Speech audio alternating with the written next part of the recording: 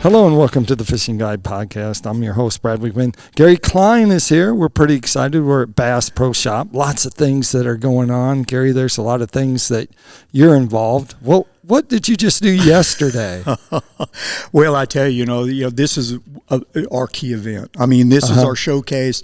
Anglers worked hard to qualify for it. Here we are on Table Rock. Yep. Table Rock Lake has a lot of history in the bass fishing world. Yep. So it's really cool to have a water body like this close to Springfield, close to Bass Pro Shops, where we can actually host our event.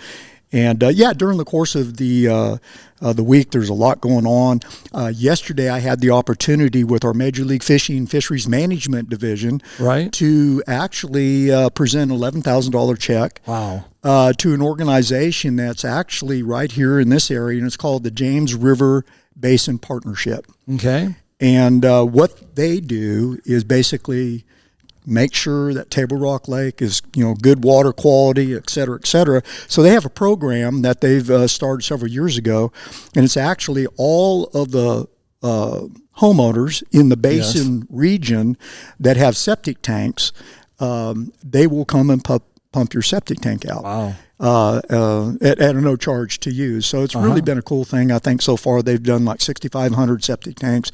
And what they're trying to do is control the nutrients that are being washed into Table Rock Lake. Oh, that's great. Yeah, it's a cool program. And the history of Bass Pro Shop and everything being here. So we have to highlight, because they're inducting Don Iovino into the Bass Fishing Hall of Fame. And you know Don, and you've had some experiences with Don. And so we gotta find some stuff. We gotta hear, because I feel like if we don't if we don't talk about it, then people will lose that history, the fishing history, and some of that are gold nuggets, Well, exactly. That's one of the really cool things about this sport. It's evolving.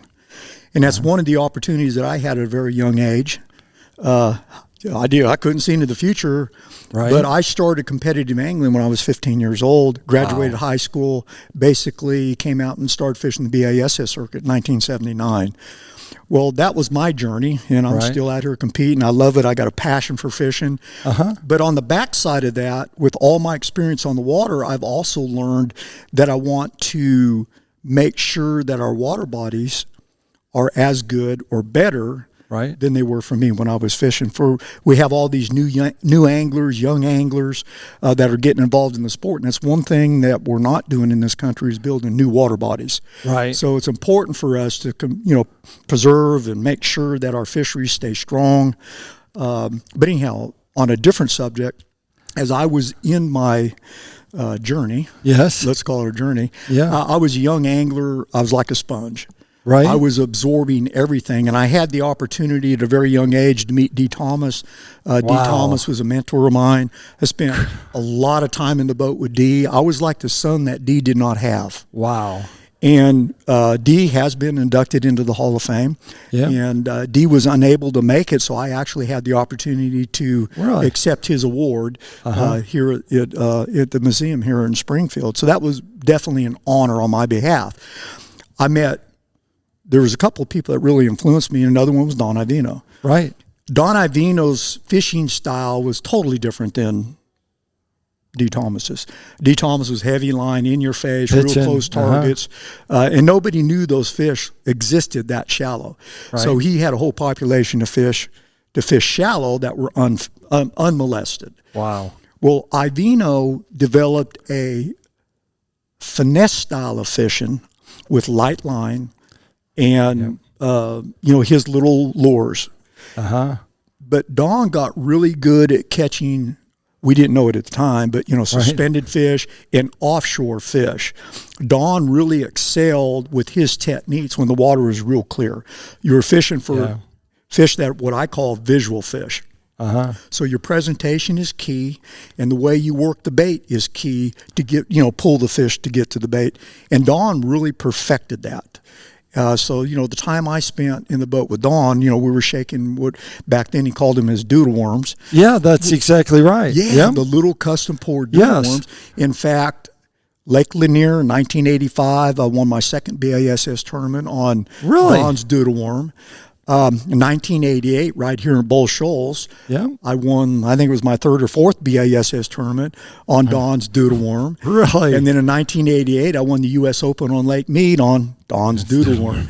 So Wow. I took his technique and his style and kind of modified it for me as an angler. Don always fished his techniques with bait cast. Really? Yeah. And Wow. I prefer a spinning rod. And so I perfected it with a spinning rod, where Don perfected it with a bait casting rod. And that's one really cool thing about our sport is that there's no right way, there's no wrong way to do anything. It should be your way. Right. And when you read, you watch all the videos, watch all the live footage, you see an angler using a lure with a certain presentation, and then you go out and try to work and try to maybe learn how to skip. But because Andy Montgomery skips with a 7.3 medium heavy rod, you may end up more comfortable with a 7.1, just because we're all built different. Right. Length of arm, et cetera, et cetera. But the angler has to work to learn what's best for him. It's just like golf. I mean, what set of clubs, length, and all that bit works for you. Same thing in fishing. So I just took what I learned from D, what I learned from Don, and I had another individual that was light line, Rich Forehand, who I grew up with. I took all of their styles and kind of adapted them for me. Right. And worked on what worked for me. But anyhow, not only did Don help me as a young angler, understanding light line presentations in clear water, but Don was also very good at reading offshore structure with what we called units. And back then everybody used the Lowrance flasher units. Right. But Don was really good at metering around, just like Mike Folkestad, another West Coast angler who's also been inducted into the Hall of Fame. Great guy. I've always called him Mikey. I still call him Mikey. I met Mike when I was 15. Wow. I think I met Don when I was 16. Right. You know, that's how far back I go. I'm now 68. Right. So, you know, I want to age myself, but, you know, that's reality of it. But Don brought to the sport of bass fishing a very unique style that helped people understand light line. Like when I first came out here and started fishing a spinning rod, which I grew up with in California, everybody called it a sissy rod. Right, yeah. I mean, you know, out there with a 6-rod, 6-pound test line. Well, when I started beating them, they started realizing that there's some merit to light line, open water, clear water, deep, suspended fish. And that's the challenge. And now the window's open, the door's open, and forward facing is now showing what like they had kind of figured out already, but with 2D. And flashers. Exactly, yeah. Our forward imaging is the same thing that we've had forever. It's just we've looked at it vertical. And now we have the ability to look forward. Right. And in looking forward, with the electronics that we have today, just because you, the angler, go out and spend whatever you're going to spend and you get the latest, greatest, and you got everything hooked up right, still doesn't mean you're going to catch fish. You, the angler, have to learn or understand what you're looking at on the screen, understand how the fish are reacting, and start building a toolbox for that style of fishing. And that's one of the things I've always heard, you know, there's a lot of controversy, you know, forward facing, yada, yada, yada. For example, I had a outdoor writer several years ago contact me in the state of Texas, which is where I live. And he was doing an article on why forward facing is allowing all these sherlunkers to be caught. Because, you know, every year in the state of Texas, we catch 20, 25 sherlunkers. A sherlunker is a fish over 13 that's caught January, February, or March. That's the sherlunker program. But in the state of Texas, I believe the count now is 82 water bodies have produced a sherlunker. Really? And every year there's a new water body. Well, the first thing he was really trying to go at the angle that forward facing is letting the guy, you know, allowing the guys to catch these fish. And I stopped him there, cold in his tracks, and I said, well, first of all, if the fish didn't exist in that water body, then you're not going to catch them. You know, you can't catch what doesn't exist. Exactly. Yes, forward imaging has taught the angler more about fish habits, how they migrate. Because it was always before, when we could only see vertical, it seemed like all of our great water bodies, I mean, you go to Gunnersville, you go to Rayburn, you go to Toledo Bend, all the great fisheries that we have across the country, and it was always, man, in the springtime, man, it takes a 28-pound bag, 30-pound bag to win, but then you get into summer, you start getting into the fall, and the guys are catching 12 pounds to win. And we always thought, where did these fish go? And, of course, it was the beginning of the Alabama rig. Alabama rig started teaching us that these fish suspend in open water. But now with the forward imaging technology, we can see them. Which makes the angler a little bit more efficient at making good presentations to fish. We're just not kind of, our time is a little bit more persistent now, or, precise when we make the presentations. But the point I was going to make is that you have many anglers across this country that are like me. I mean, we were raised fishing streams and farm ponds and yada, yada, yada. And for years, we've been building a tackle box. Based on the sun's up, the sun's down, it's cloudy, it's windy, the water's clear, the water's dirty, I'm fishing for smallmouth, or I'm fishing for spotted bass or largemouth. So that's what we do when we practice, and when we're fishing all the time, we start building confidence in certain lures. And all of a sudden, I've got a toolbox that when the wind's blowing and I'm going to pick a square bill up, I've got my square bill because I know that's the tool that's going to catch fish. Now we have this forward imaging. And with forward imaging, a lot of anglers in my position have a toolbox built, but it's not for forward facing. So you see a lot of the young anglers that are coming into the sport that literally have been here for 2 years, 3 years. Most of them have made it through the ranks through college, high school, college, which that's a pretty cool program. And now we have college anglers that have maybe 3 years under their belt, and you're watching them compete at the highest levels because of their experience with forward facing, but yet they've built their toolbox based on the screen. So what they see and how fish react, they've got another lure or another presentation to tie on and catch those fish. So that is very fascinating to me. Boyd and I were talking about it the other night. We talk about it all the time. But how hard can it be to really perfect forward facing, because these young anglers are learning it in 2 or 3 years. So it's like, hey guys, forget about old school and just open up your minds, embrace this technology, and start developing techniques that you can use to catch fish. Because it's not all comes down to technique. Using it too at the it same comes time, down because to the angler and their confidence. Because all these fish don't get caught on a jig head minnow. That's and forward facing. I mean, I watch a lot of the guys that are really good at it. You see a lot of plastics being used on the bottom. A jig, we got a couple guys on the circuit. That's all they do is forward face with a big jig. And they catch a lot. But only for a certain number of hours now. So regulations coming in, which is good. Well, but again, though, Brad, is the point that we were talking about earlier, that our sport is evolving. From where we used to be in the 70s or the 60s when Ray kind of got this competitive deal going, to where we are today. And it's going to continue to evolve. But because it's evolving, I will say our fisheries today, majority of them across the country, are better today than they were 20 years ago. We have more fish, we have better quality fish, we have numbers to catch. So fishing is really good. And the reason for that is we have all the state agencies now that are working real hard on their water bodies. Major League Fishing's coming in, helping cleaning things up. Yeah, we do mossback habitat builds all across the country. I don't know, I think we've done them in 12 states, and I don't know how many we've done so far since our existence. So, we're working real hard to make it better, keep it good, because fishing is such a great sport. I mean, for, families to get out, it's the adventure. I mean, it's just like growing up. I mean, take a little kid out there and let him watch his bobber go under. I mean, that right there is that's the beginning of the future. So, bass fishing is bright.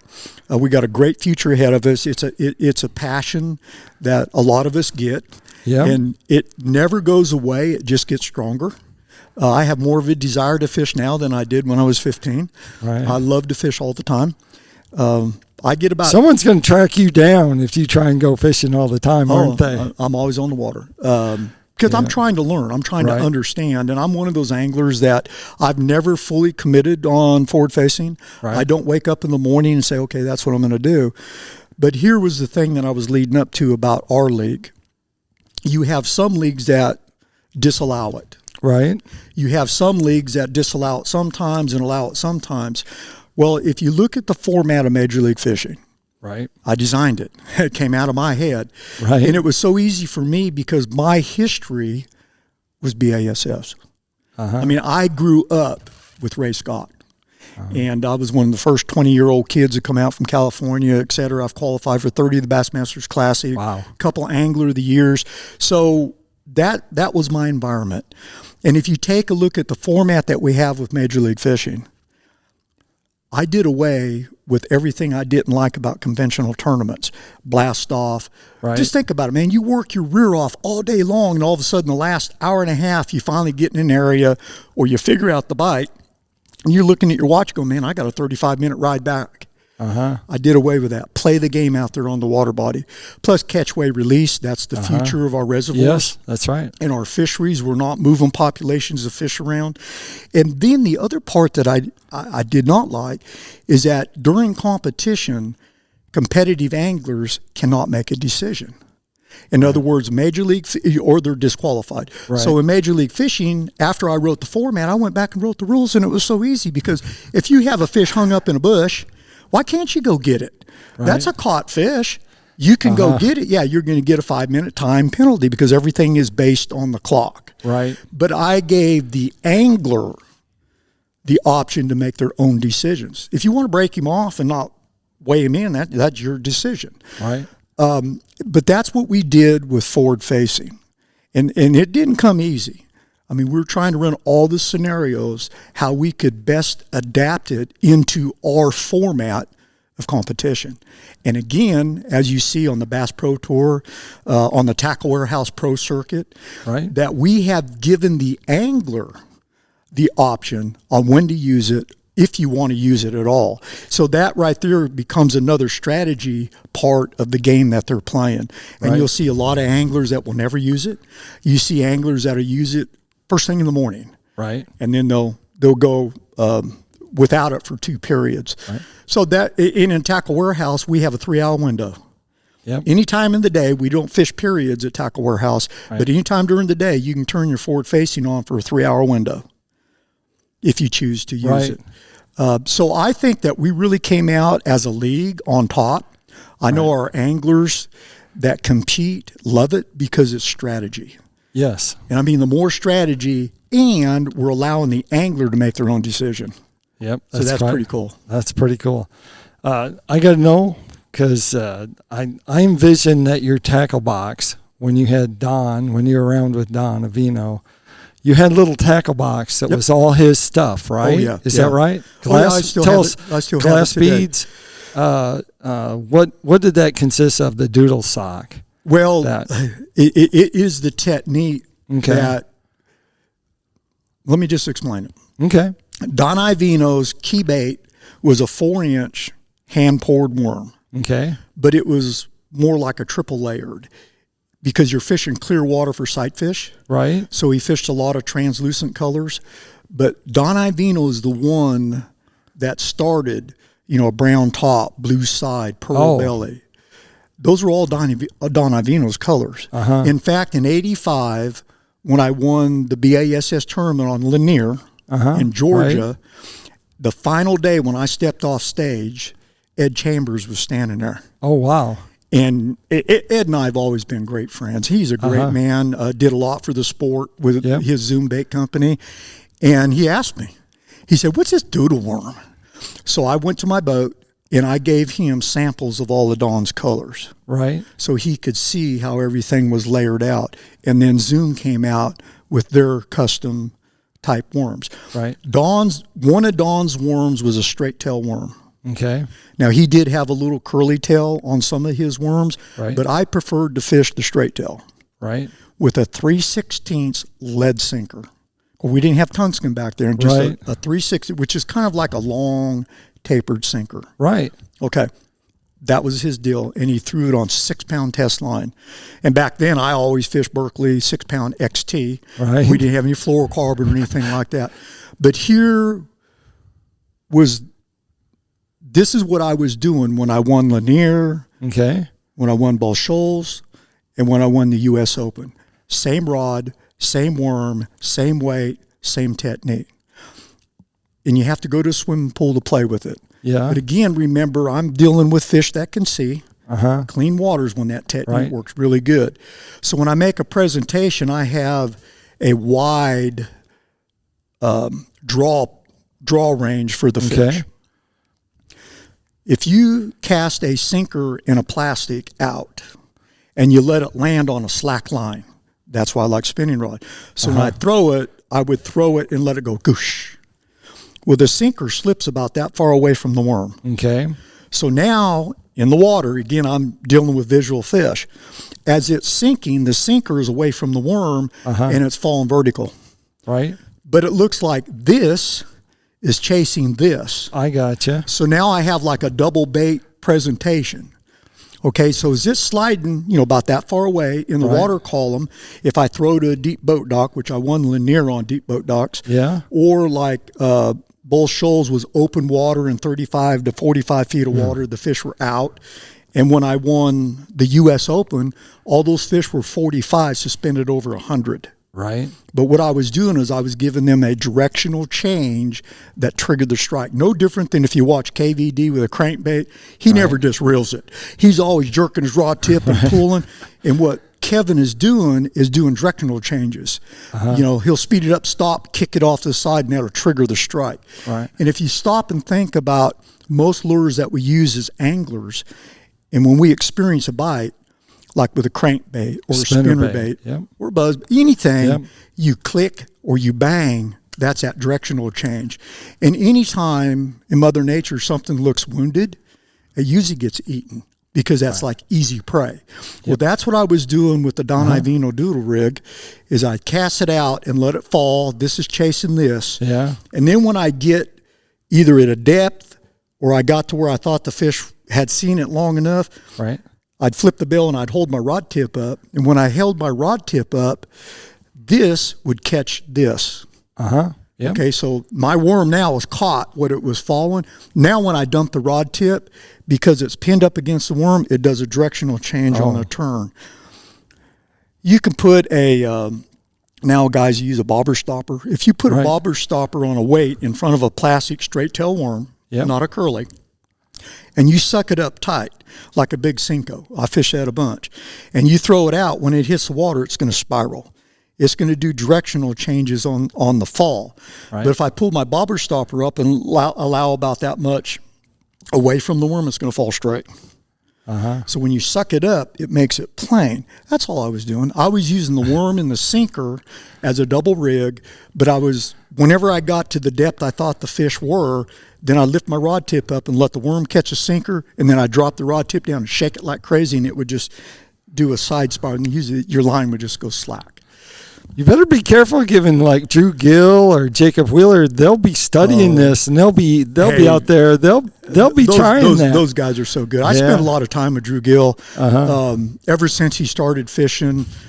He's one of those anglers that's intrigued me because of his upbringing. I've listened to all of his podcasts, and I listen to how he thinks. He's an analytic thinker. Oh my gosh! And while he's fishing, so make sure you watch live, because when he talks and tells you what he's doing out there, which is another thing where you put cameras in a boat, and all of a sudden, besides just seeing the person fishing and not hearing it, all of a sudden you're hearing these guys, and the guys are starting to get better at talking about what they're doing out on the water. Yeah, so young anglers are learning our old anglers are learning. Hey, just anglers, don't age us, okay, Brad? But the cool thing about it is that with our format, especially like the competition that's going on here at Table Rock, the viewer can actually sit in the boat and live that moment. You can watch those guys fish and hear what they're thinking. And that really helps you as an angler, too, because you get to see how they position their boats, the casts that they're making, and how much confidence they have in the cast. Drew is an extraordinary angler. And like I said earlier, I've spent a lot of time with him in the parking lot. And Drew has honestly answered, in my opinion, every question I've asked him. Wow. And the other angler that was like that, that I just had so much respect for was Aaron Martin's. Wow. Yeah. And Aaron was a friend of everybody's, but Aaron was the type of angler, because back in the beginning, what's a drop shot?